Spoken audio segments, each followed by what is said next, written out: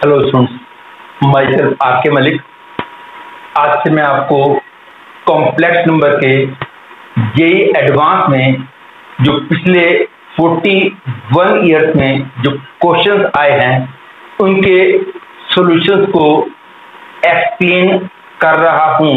और मैं ये सपोज करके चलता हूं इस टाइम कि आपको कम से कम जेई मेंस लेवल की थ्योरी जो है इस चैप्टर की आती है। वैसे तो अच्छा है कि यदि आपको जेई एडवांस लेवल की थ्योरी आती हो इन क्वेश्चंस को समझने के लिए, क्योंकि ये सॉल्यूशंस जो पिछले सालों के हैं इनको बच्चे तभी करते हैं जब वो अपनी पूरी तैयारी कर चुके होते हैं। एज ए फाइनल स्टेप उनको देखना होता है कि उनकी तैयारी जो है किस लेवल की है। इसको चेक करने के लिए वो इन क्वेश्चन की हद से चेक कर सकते हैं, लेकिन ये क्वेश्चन करने से पहले ऑब्वियस है कि उनको एडवांस लेवल की थ्योरी तो आनी ही चाहिए और प्रैक्टिस भी होनी चाहिए उन क्वेश्चन की, तो ही वो इन क्वेश्चन को स्टार्ट कर पाएंगे। तो इसलिए ये मैंने सपोज किया है कि बच्चे को कम से कम जेई मेंस लेवल की थ्योरी कंप्लीटली आती है for understanding the solutions of these question. और एडवांस लेवल की थ्योरी आती हो तो नथिंग लाइक इट। और ये जो क्वेश्चंस हैं ये सारे मैंने दिशा पब्लिकेशन की बुक से लिए हैं। क्वेश्चन का ऑर्डर, लैंग्वेज वगैरह सब कुछ मैंने वहीं से लिया है। सॉल्यूशन मेरे अपने हैं, लेकिन क्वेश्चन का ऑर्डर वगैरह सब कुछ वही है जो दिशा पब्लिकेशन की बुक में है। इसलिए यदि किसी क्वेश्चन का आपको डायरेक्ट सॉल्यूशन देखना हो, वीडियो सॉल्यूशन, तो आप ये देख सकते हो कि दिशा पब्लिकेशन की बुक में वो वाला क्वेश्चन कहाँ पे है। उसी ऑर्डर में मेरे वीडियो सॉल्यूशन में भी आपको उस क्वेश्चन का सॉल्यूशन मिल जाएगा। आप देखोगे कि जितने भी सॉल्यूशंस मैं एक्सप्लेन करता हूं हमेशा मैंने maximum possible simplest way and easy language use की है, और जहां तक हो सके ज्योमेट्रिकल मेथड मैंने एक्सप्लेन किए हैं for better understanding of the question. मेरे सॉल्यूशंस आप देखोगे दिशा पब्लिकेशन या बाकी सॉल्यूशन की बिल्कुल अलग मिलेंगे आपको। और मैं ये भी बताऊंगा आपको कि मेरे दिमाग में कैसे आया कि इस क्वेश्चन को कैसे करते हैं, ये मेरे दिमाग में कैसे उठा, इस बात को भी मैं क्वेश्चन के अंदर एक्सप्लेन करता हूं। और उम्मीद है आपको ये चैप्टर पढ़ने में मजा आएगा और आपका कॉन्फिडेंस लेवल भी इंक्रीज होगा। और लेट अस स्टार्ट। ये क्वेश्चन पहला है, ये 1987 में 2 मार्क्स का क्वेश्चन आया था, फिलिंग द ब्लैंक्स था। उस टाइम सब्जेक्टिव पेपर हुआ करता था, एग्जामिनर चेक किया करते थे। आज तो पेपर जो होते हैं वो कंप्यूटर चेक करते हैं, उसमें ऑब्जेक्टिव क्वेश्चन होते हैं, लेकिन उस टाइम ऐसा नहीं था। कोई बात नहीं, लेकिन कॉन्सेप्ट उस टाइम जो थे आज भी वही कॉन्सेप्ट, बल्कि अब जो है क्वेश्चंस का लेवल थोड़ा सा पहले से बढ़ चुका है क्योंकि कंपटीशन भी बढ़ गया है। इसके अंदर कहा गया है कि ये वाला एक्सप्रेशन रियल है, then set of all possible values of x is. यदि ये वाला एक्सप्रेशन रियल है तो इसके इमेजिनरी पार्ट को मैं 0 पुट कर दूंगा और एक्स की जो वैल्यू निकलेगी that will be the required set of values of x. तो इसके लिए मेरे को इसका इमेजिनरी पार्ट निकालना होगा, और इमेजिनरी पार्ट निकालने के लिए डिनोमिनेटर के कंजुगेट से मल्टीप्लाई डिवाइड कर देता हूं। तो ये आ गया sine x/2 plus cos x/2 plus I tan x 1 minus 2i sin x/2 upon 1 plus 2i sin x/2 into 1 minus 2i sin x/2। अब मैं इसका इमेजिनरी पार्ट निकालने जा रहा हूं और उसको मैं 0 पुट करूंगा। वैसे मेरे को डिनोमिनेटर की मेरे को अब जरूरत नहीं है, फिर भी फॉर सिंप्लिसिटी मैं क्लैरिटी पर्पस मैं लिख रहा हूं 1 + 4 sin square x/2। Real part से मेरे को मतलब नहीं है, इमेजिनरी पार्ट क्या आएगा, ये आ गया tan x minus this into this sin x/2 into sin x/2 plus cos x/2।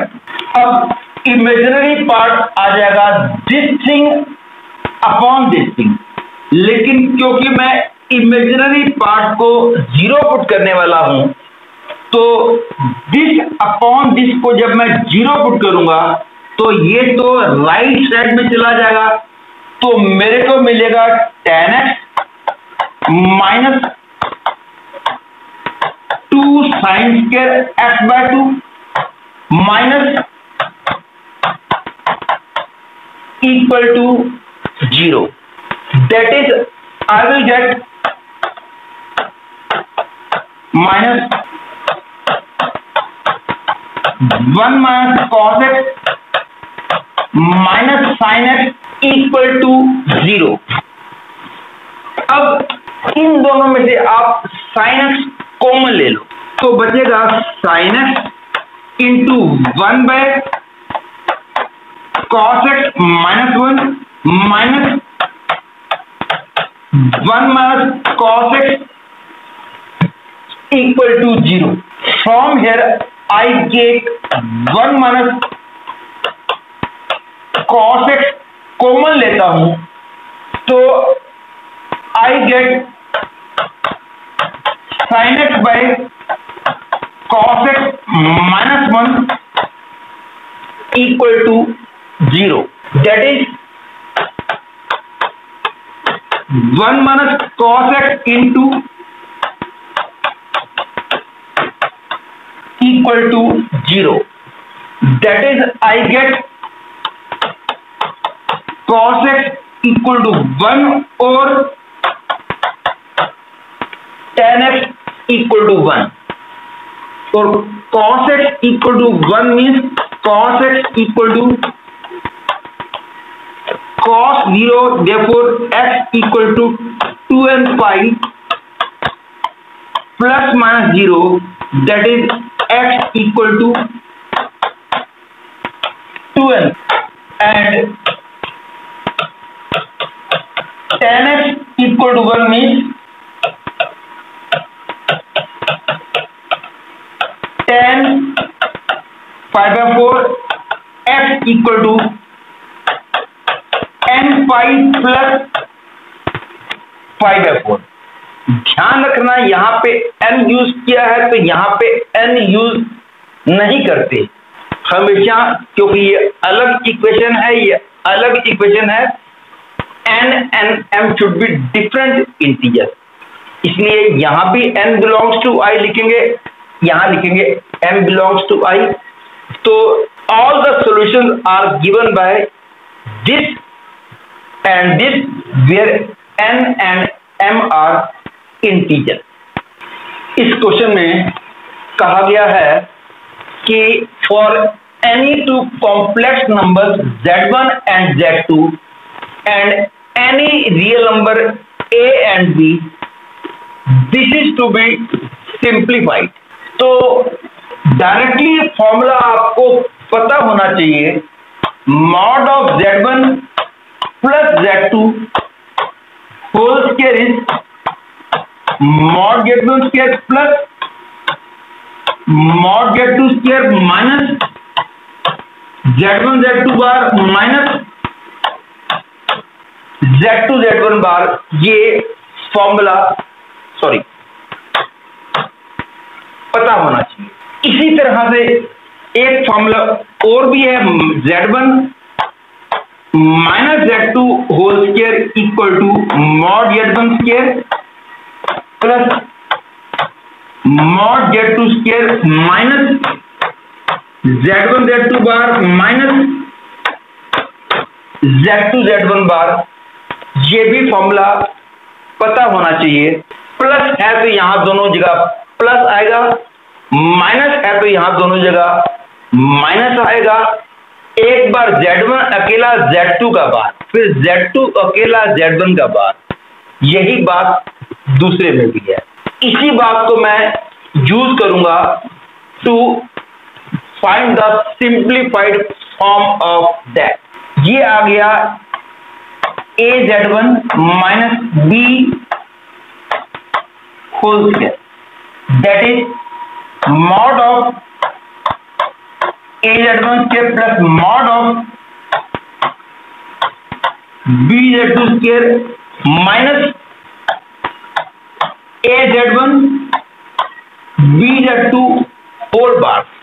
ध्यान रखना A and B are real number, minus BZ2 into AZ1 bar का कंजुगेट। और सेकेंड पार्ट में लिखा हुआ है BZ1 प्लस, ये है मेरा second part, BZ1 plus AZ2। तो इसको एक्सपेंड किया तो आया BZ1 square AZ2 square plus BZ1 into AZ2 बार प्लस AZ2 इंटू BZ1 बार। अब मैं इन दोनों को ऐड करूंगा, B का बार तो B ही हो जाएगा क्योंकि B रियल है, तो AB Z1 Z2 बार आएगा और यहां भी आएगा AB Z1 Z2 बार क्योंकि A का बार A ही हो जाएगा। तो ये वाला पार्ट और ये वाला पार्ट कट जाएगा जब दोनों को ऐड करेंगे, क्योंकि AB इंटू Z1 Z2 बार आएगा, यहां पे AB into again Z1 Z2 बार आएगा, कट जाएगा। इसमें भी जब ऐड करेंगे तो AB इंटू Z2 Z1 बार आएगा, इसमें भी AB इंटू Z2 Z1 बार आएगा। दोनों को ऐड करेंगे, कट जाएंगे।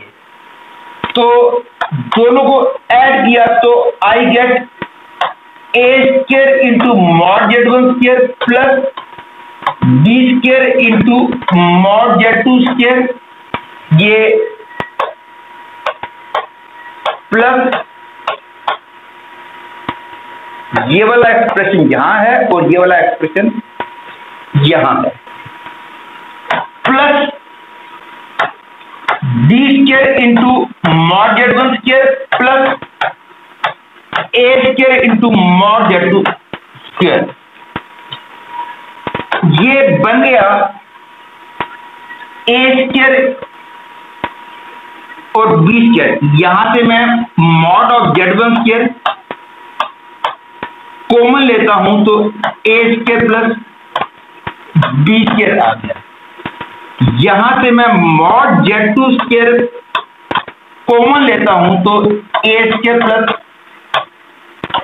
B स्क्वायर आ गया, that is A square plus B square into mod Z1 square plus mod Z2 square आ गया। एंड इसकी सिंप्लीफाइड फॉर्म हो गई A square plus B square into mod Z1 square plus mod Z2 square. तो ये result आ गया। Better है कि if you can remember it, it is a important formula. Mainly ये फॉर्मूला यूज होता है A और B जब दोनों 1 होते हैं उस फॉर्म में ये ज्यादा यूज होता है। Mod of Z1 minus Z2 whole square plus mod of Z1 plus Z2 whole square, मतलब कि A और B दोनों को 1 कर देते हैं तो ये बन जाता है 2 into mod Z1 square plus mod Z2 square. इस फॉर्म में ये ज्यादा यूज होता है, यू शुड रिमेंबर इट। इस क्वेश्चन में कहा गया है ABC are numbers between 0 and 1 such that the point Z1 equal to A plus I, Z2 equal to 1 plus BI and Z3 equal to 0 form an equilateral triangle. Then A equal to and B equal to is to be formed. Diagram बनेगा ये। इस diagram को बनाने से पहले मैं आपको formula, जो कि रोटेशन फॉर्मूला है, जिसको कि आपने जरूर पढ़ा होगा, ये तो इवन मेंस लेवल को भी टीचर जब पढ़ाना शुरू करते हैं तो शुरू में ही आ जाता है, जिसको कि कई लोग कोलिस फॉर्मूला भी बोलते हैं। दोनों का मतलब एक ही है। रोटेशन फॉर्मूला क्या कहता है, याद करो, ये A है, ये B है, ये C है।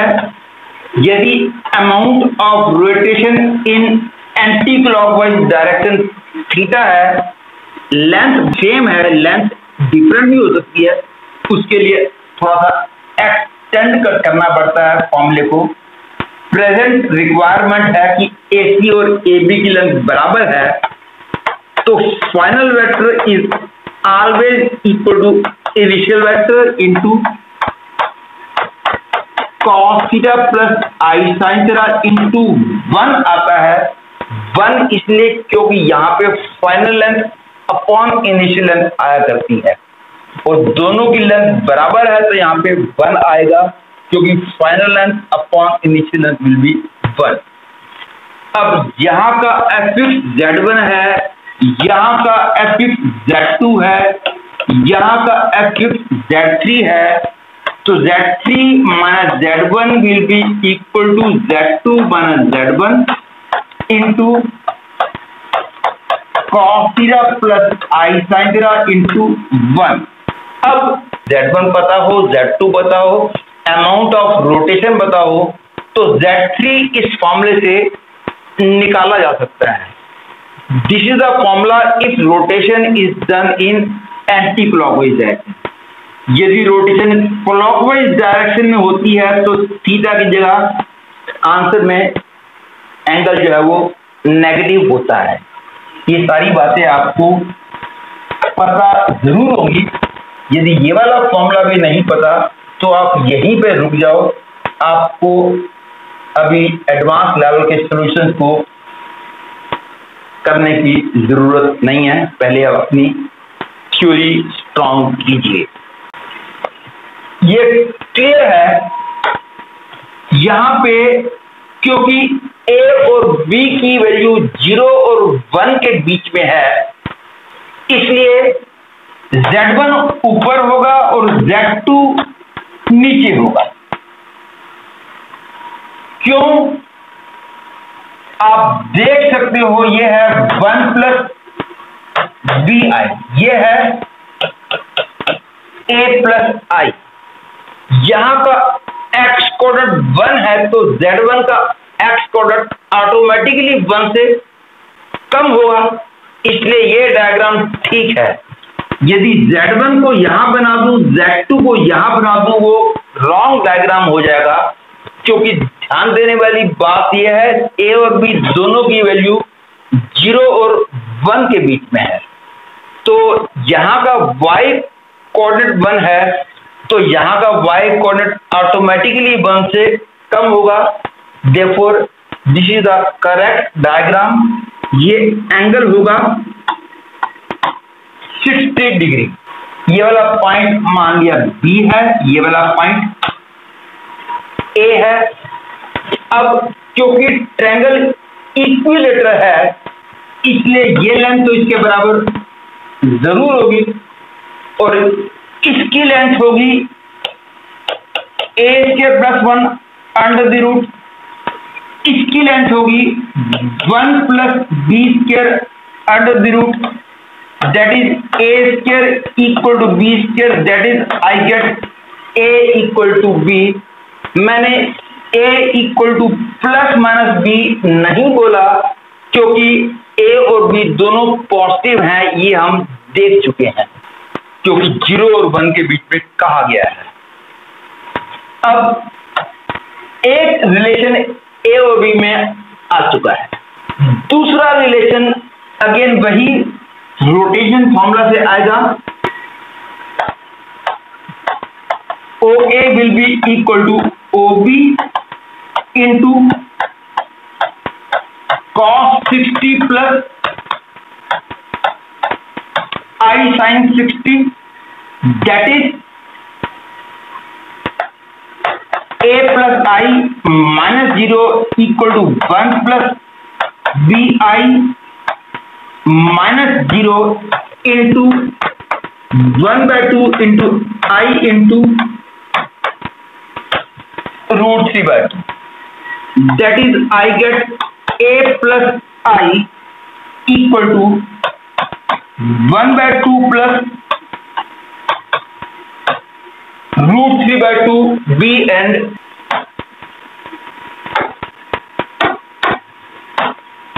minus b plus 1 by 2 b plus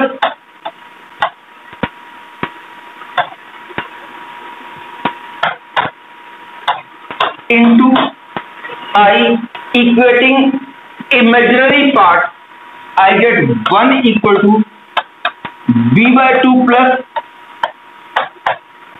root 3 by 2, hence b equal to 2 minus root 3। b की वैल्यू 2 माइनस रूट 3 आ गई, तो a की वैल्यू भी 2 माइनस रूट 3 है क्योंकि दोनों बराबर हैं। Hence the answer is a equal to b equal to 2 minus root 3। ध्यान देना, a को मैं b के बराबर पहले से मैं प्रूव कर चुका हूं। इस क्वेश्चन में कहा गया है कि ABCD is a rhombus, its diagonal AC and BD intersect at a point M and satisfy BD is twice of AC. The point D and M represent the complex number 1 plus I and 2 minus I respectively. Then A represent the complex number dash or dash. इसके अंदर diagram जो है ऐसे बनाना होगा मेरे को, A B C D, क्योंकि कहा गया है कि BD is twice AC। ये रोम्बस है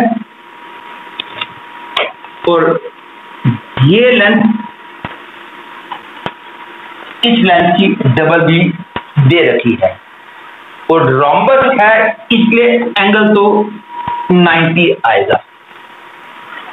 ये है सेंटर और यहां का एक्सिस दे रखा है 2 माइनस आई।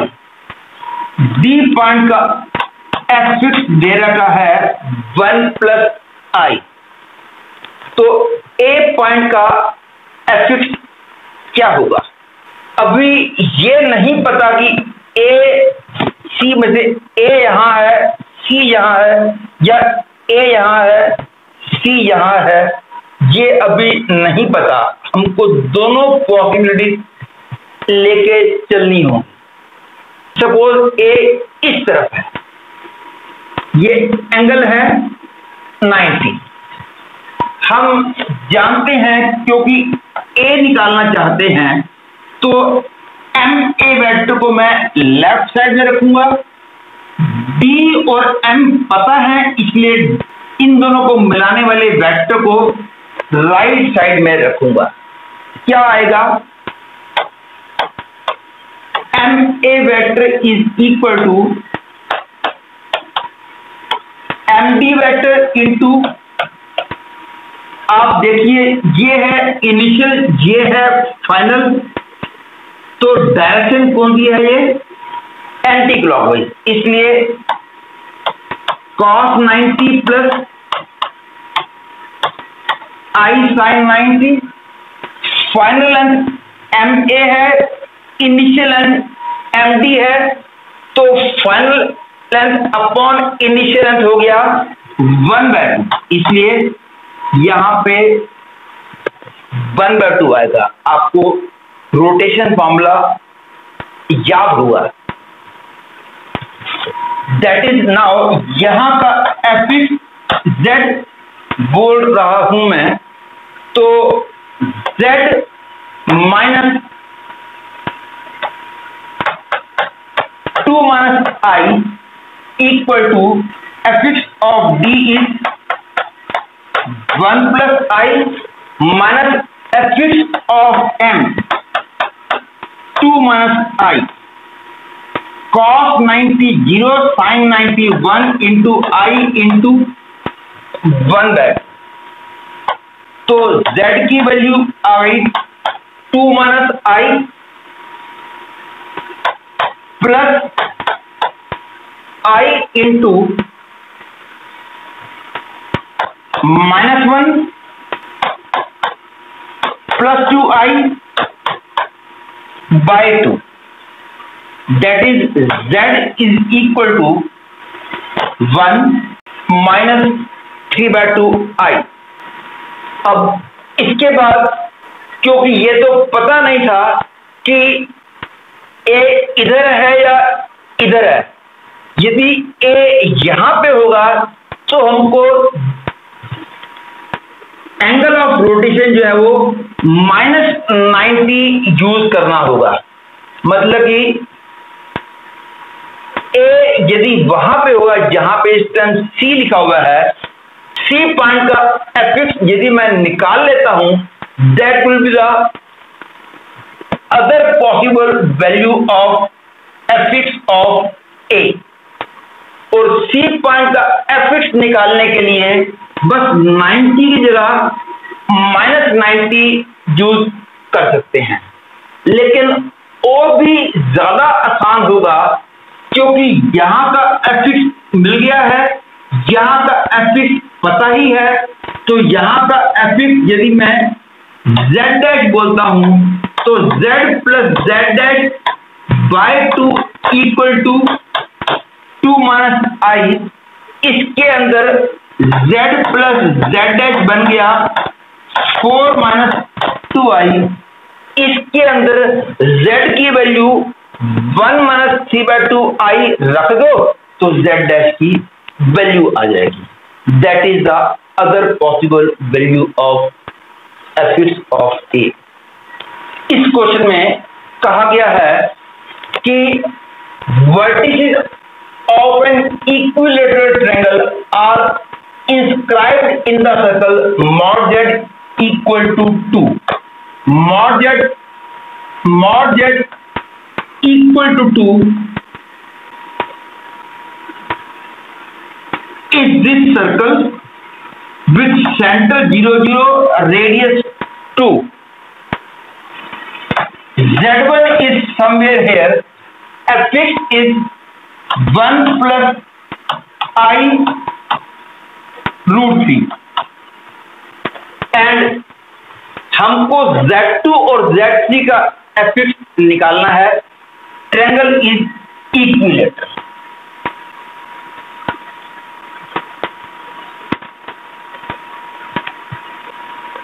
ये है z2 और ये है z3, क्लियर है?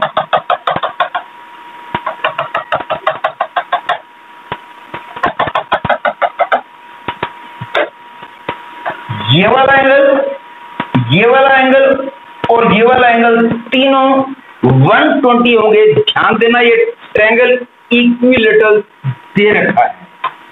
ये वाला पॉइंट मान लिया ए, ये वाला पॉइंट बी और ये वाला पॉइंट ए और ये वाला पॉइंट तो ओरिजिन ही है। अब again for finding the affix of B, क्योंकि हमको Z2 निकालना है तो B दैट इज Z2 को कंटेन करने वाला वेक्टर मैं लेफ्ट साइड में लिखूंगा। OB vector is equal to OA vector into cos 120 plus I sin 120 into 1 आएगा, क्योंकि final length OB initial length OA दोनों की लेंथ बराबर है, इसलिए बाहर 1 आएगा। अब I will get Z2 minus 0 equal to 1 plus I√3 into cos 120 is -1/2 I into बाहर तो 1 ही आएगा Z2। अब यहां से जो Z2 की वैल्यू मिलेगी वो that will be the affix of Z2। यहां पे ध्यान देना मैंने 120 लिखा है, -120 नहीं लिखा, क्योंकि इनिशियल वेक्टर था OA, फाइनल वेक्टर था OB। इनिशियल से फाइनल की तरफ जा रहे हैं तो ये डायरेक्शन एंटी क्लॉकवाइज है, इसलिए 120 यूज किया जाएगा। And Z2 becomes now equal to -1/2 minus 3/2 plus I into -√3/2 plus that is Z2 will become -2 and this will become 0, मतलब कि Z2 एक्चुअली यहां पे आएगा, Z2 अब यहां पे आएगा।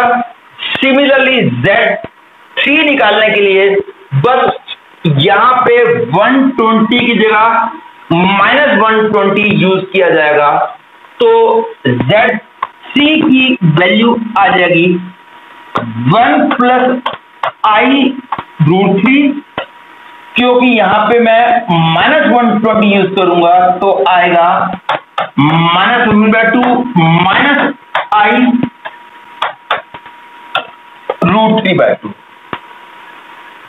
दैट इज और Z3 की वैल्यू आ जाएगी -1/2 plus 3/2 I into -√3/2 minus √3/2। That is I will gate 1 minus √3I, ये आ गई। Z3 की वैल्यू आ गई 1 माइनस √3I। Z2 की वैल्यू तो -2 आ ही चुकी थी।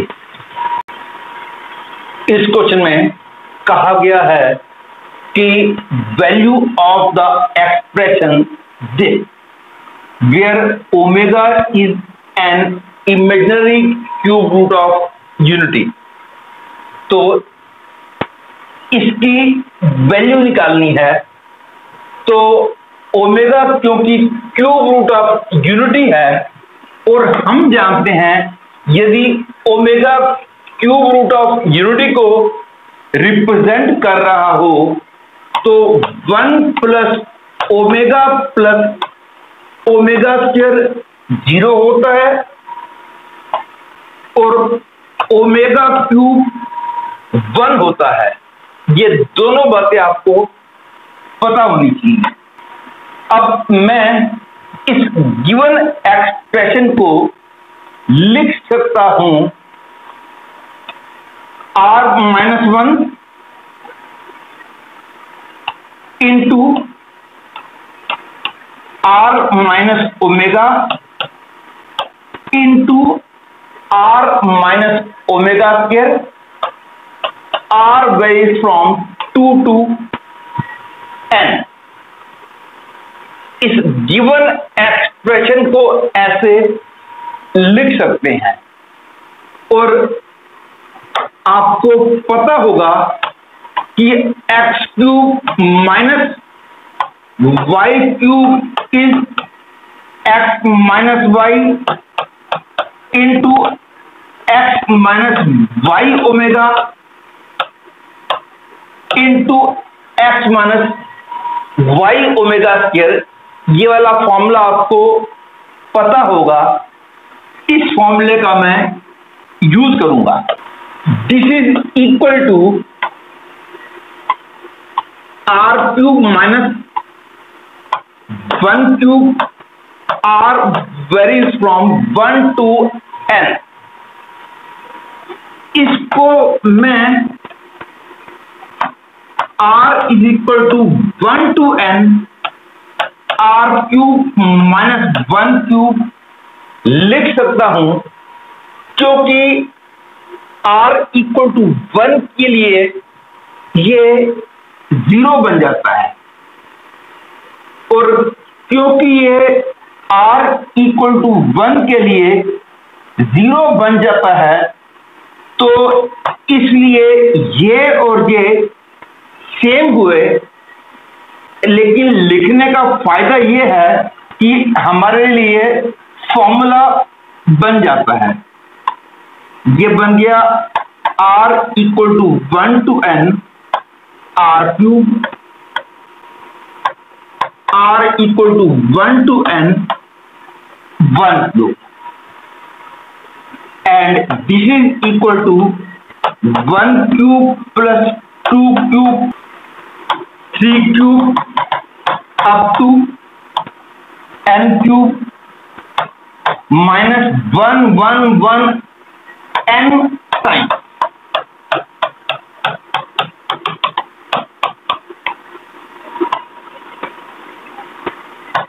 n times. This is equal to n into n plus 1 by 2 whole square minus n. So the value of the expression becomes this. इस क्वेश्चन में कहा गया है कि z1 is equal to x1 plus i/1, z2 equal to x2 प्लस i/2, and we write z1 intersection z2 if x1 is less than equal to x2 and y1 is less than equal to y2, then all the complex numbers z with one intersection z we have this is given।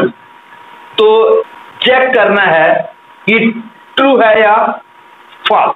तो इस information की help से हम ये बात बोल सकते हैं, यदि मैं z को x प्लस yi मानता हूं, तो 1 इंटरसेक्शन z का मतलब हो जाएगा 1 is less than equal to x and 0 is less than equal to y, क्योंकि 1 का मतलब 1 प्लस 0 आयोटा। तो अब इस इंफॉर्मेशन को हम याद रखेंगे, क्योंकि हम इसको यूज करेंगे। अब इस इंफॉर्मेशन का मतलब ये हो गया। अब इस इंफॉर्मेशन को चेक करना है कि ये ट्रू है या फॉल्स है। तो मैं अब 1 minus z upon 1 plus z के अंदर जेड की value x plus y i मानता हूं। This is equal to 1 minus x minus y i into 1 plus x minus y i upon 1 plus x whole square plus y square. This is equal to 1 minus x into 1 plus x minus y square plus i into minus y into 1 plus x minus y into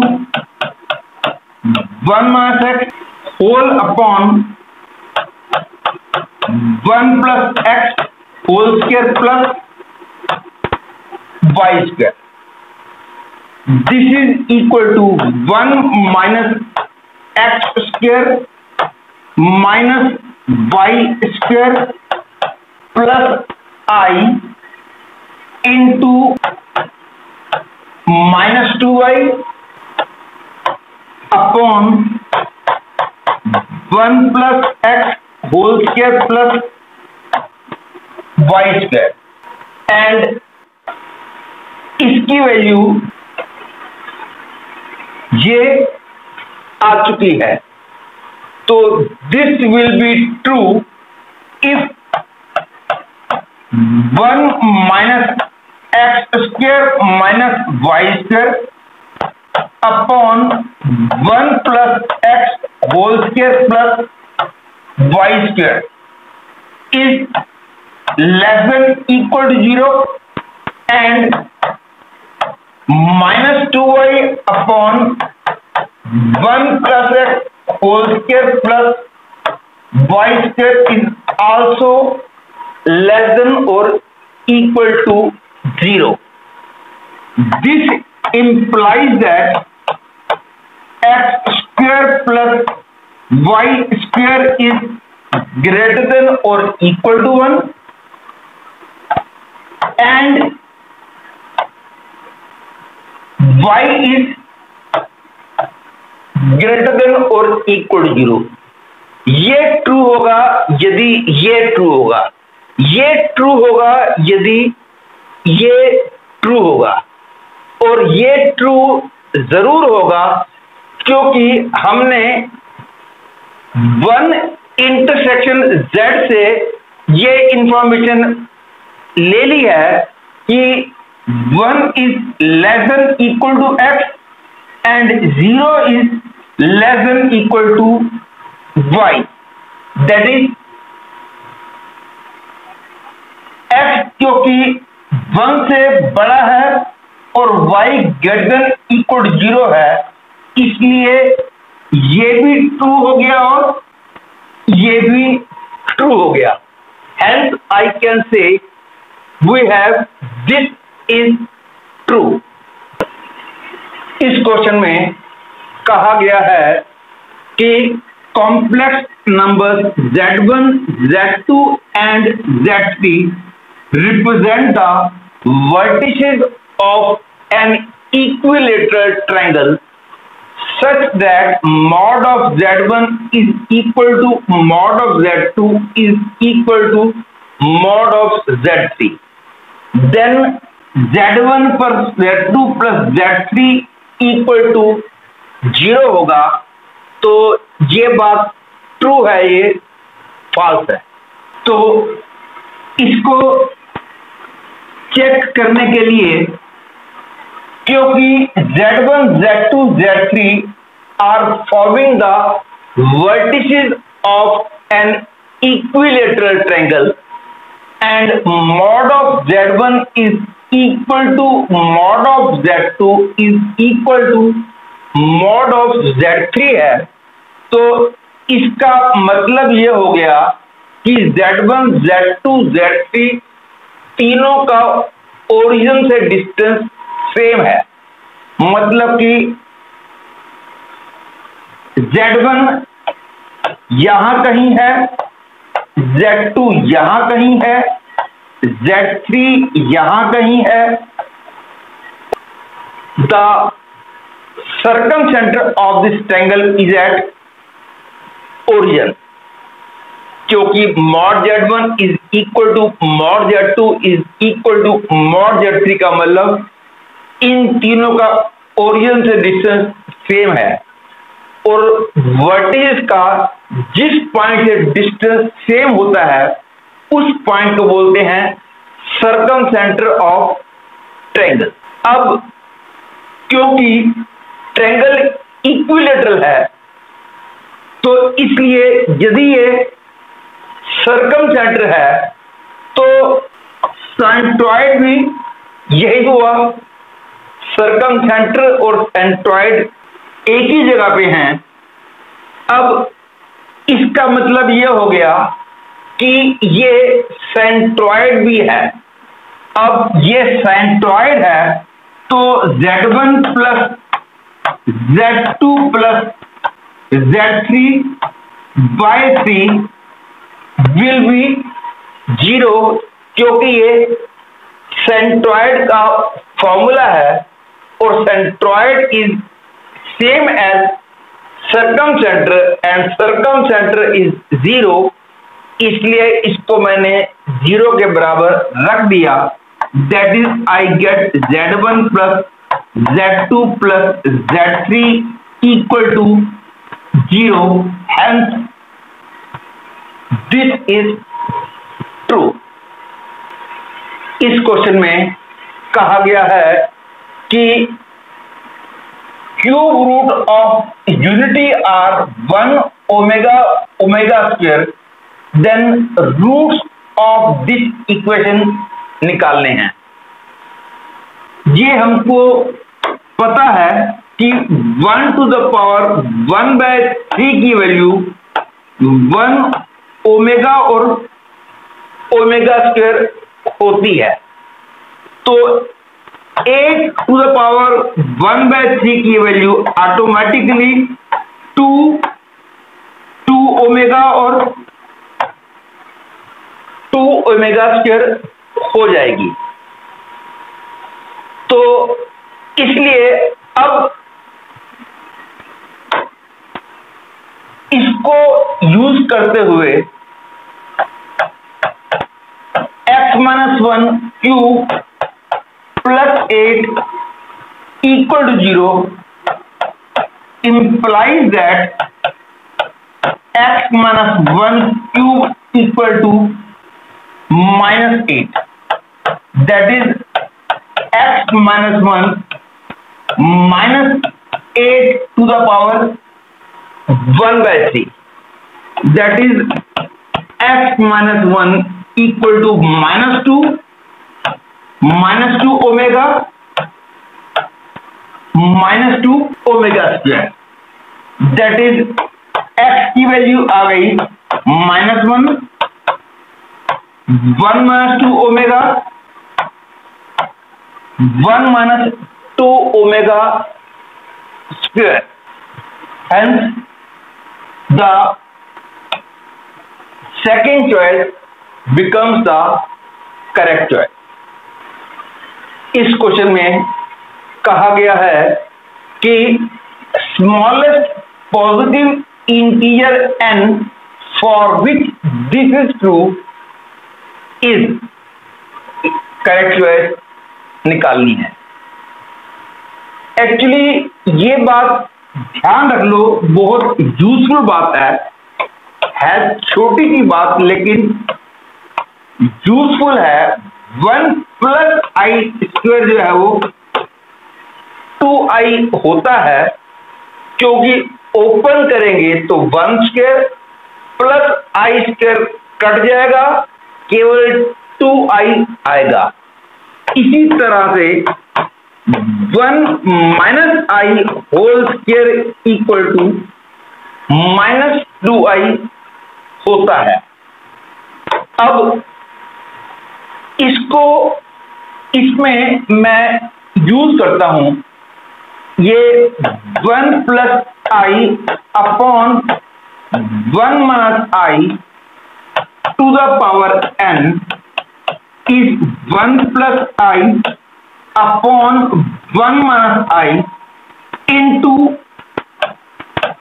1 plus i upon 1 plus i is equal to, अब denominator में आ गया 2 और numerator में आ गया 2i whole to the power n, that is I get i to the power n। और क्योंकि n की smallest value so that I to the power n is equal to 1 is clearly 4, therefore the correct choice is D। इस question में कहा गया है कि z is equal to x plus yi and the complex numbers which satisfy this equation lie on, you have to find the correct choice। अब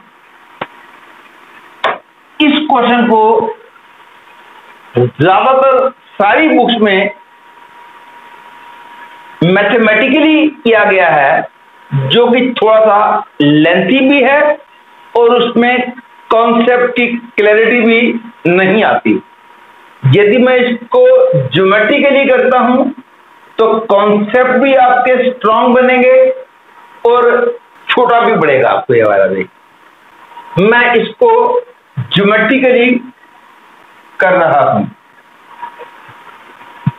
तो to do this I can easily say that mod of z minus 5i upon z plus 5i equal to 1 implies that mod of z minus 5i equal to mod of z minus 5i। अब दोनों बराबर हैं तो ऐसे क्यों लिखा? क्योंकि आपको पता होगा कि mod of z1 minus z2 का ज्योमेट्रिकल मीनिंग होता है distance between z1 and z2। तो इसका मतलब हो गया z का 5i से डिस्टेंस, इसका मतलब z का -5i से डिस्टेंस।